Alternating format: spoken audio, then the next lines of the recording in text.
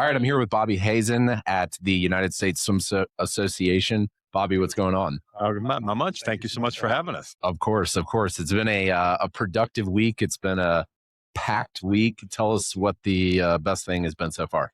The collaboration is what the best thing is for. I mean, meeting people that are have the same mindset that we do as far as getting out there, getting the education that's needed for water safety, swimming lessons, all the things needed to stop the crazy drownings that we're seeing across the country and making a difference. Love it. So one of my favorite things about these weeks is, we were hanging out and getting to meet you after dinner a couple of nights ago, and now we see you in this context, and everyone gets to travel together. Take us through your journey, that what's led you to where you are today, but take us through the swim school journey with what you did operationally, and then your role today with Stop Drowning Now. I've been in the aquatic industry for over 28 years. Started off as a swim instructor at Safety Swim Schools out in Long Island, New York. Um, Loved teaching the kids and just getting kids to learn how to swim at a young age, being able to flip on their back and then turn and get back to the wall using strokes or backstroke or elementary backstroke and getting back to the wall, saving themselves. So that was really what inspired me. And then I got into the water safety side of it because at Safety Swim every year, if there was a non-fatal drowning or a drowning event, our phones would ring off the hook, like go crazy.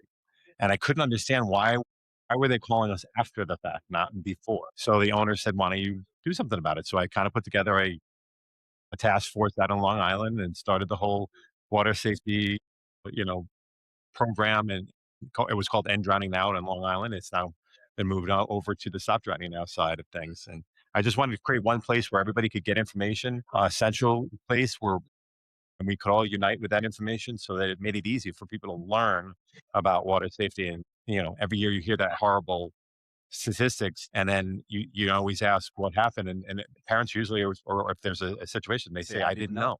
Right. That our job is to get them to know. Yeah, exactly.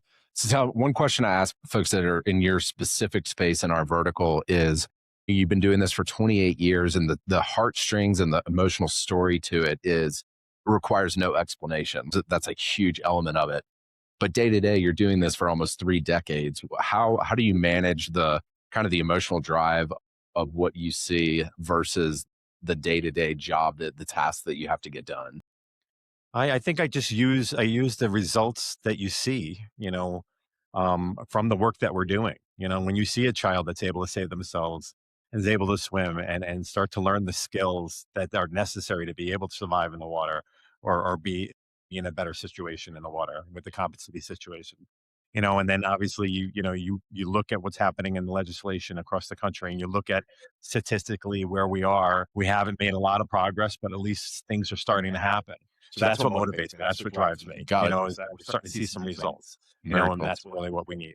What's the main takeaway that people need to know? What's that main piece of knowledge that if you're sharing this now with people listening, they might have that to deter an event in the future from happening? Is it's educate yourself. As a parent, as a caregiver, you need to know what's going to keep you, your family safe. Anytime you're in, on, or near the water, don't be afraid to learn early. I think one of the issues is that we have a generational problem. It's not part of our culture, swimming, where it really should be. So that the minute the child's born, they know that water safety has to be a part of that. Learning how to swim has to be a part of that, and do everything you can to inform yourself. Love it. Anything else you want to share about Stop Drowning Now with the audience? Just give us a look. Visit stopdrowningnow.org. Take a look at the parental resources. That we have games on there now. We have different ways that you can educate yourself, and then obviously let's get out there and stop drowning now. Bobby, thank you so much. Thank you. Cool. Good.